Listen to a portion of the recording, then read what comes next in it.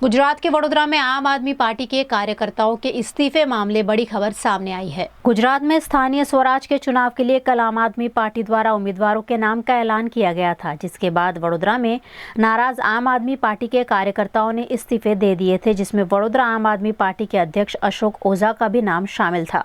लेकिन इस मामले अशोक ओझा ने आज प्रेस कॉन्फ्रेंस कर उनके इस्तीफे की बात को खारिज किया है। गई काले जो आम आदमी पार्टी वडोदराની અંદર 26 વોર્ડની સીટો પર જે નામ ડિક્લેર કરવામાં આવ્યા છે તે તમામ કેન્ડિડેટો અહીંયા હાજર છે। આમ આદમી પાર્ટી ખૂબ જ સક્ષમતાથી ઇલેક્શન લડવા જઈ રહી છે। 76 બેઠક પર ઇલેક્શન લડી અને ખૂબ જ મોટા માર્જિનથી જીતવા જઈ રહી છે।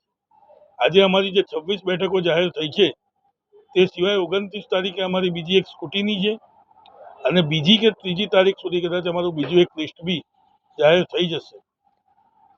આજે આમ આદમી પાર્ટી જે મજબૂતીથી ઇલેક્શન લડવા જઈ રહી છે, અમારી ગણતરી એવી છે કે 76 માંથી ઓછામાં ઓછી 50 થી 55 સીટો પર અમે મોટા માર્જિનથી જીતીશું અને વડોદરાની અંદર આમ આદમી પાર્ટીના મેયર બનશે।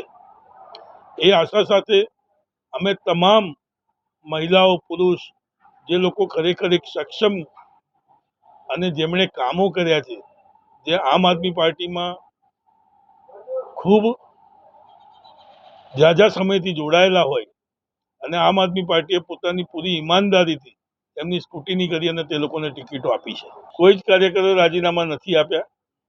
કાર્યકરોએ રાજીનામા આપ્યા તો એનું કંઈક કારણ હશે। એ લોકો એક પરિવાર છે અમારો અને અંદર પરિવારને અમે મોભી છીએ એટલે તેમને સમજાવી બુજાવી અને પાછા પાર્ટીની અંદર લઈ આવ્યા છીએ। અમારો પરિવાર છે, અમારા અંદરની વાતો છે અને જે લોકો આજે સક્ષમતાથી એ લોકો બી કદાચ ઇલેક્શન અમારા એમાં કોઈ જ પ્રોબ્લેમ નહોતો। અંદર કંઈક મિસઅન્ડરસ્ટેન્ડિંગ હતા, જેમના નામો આવી ગયા છે તેમ છતાં તેમને ખ્યાલ નથી કે એમના નામો આવી ગયા છે, એટલે કદાચ એ લોકોની ભૂલ છે કે એ લોકોએ રાજીનામા આપ્યા અને કદાચ નથી આવે તો એમના બીજા લિસ્ટમાં નામો આવી જશે।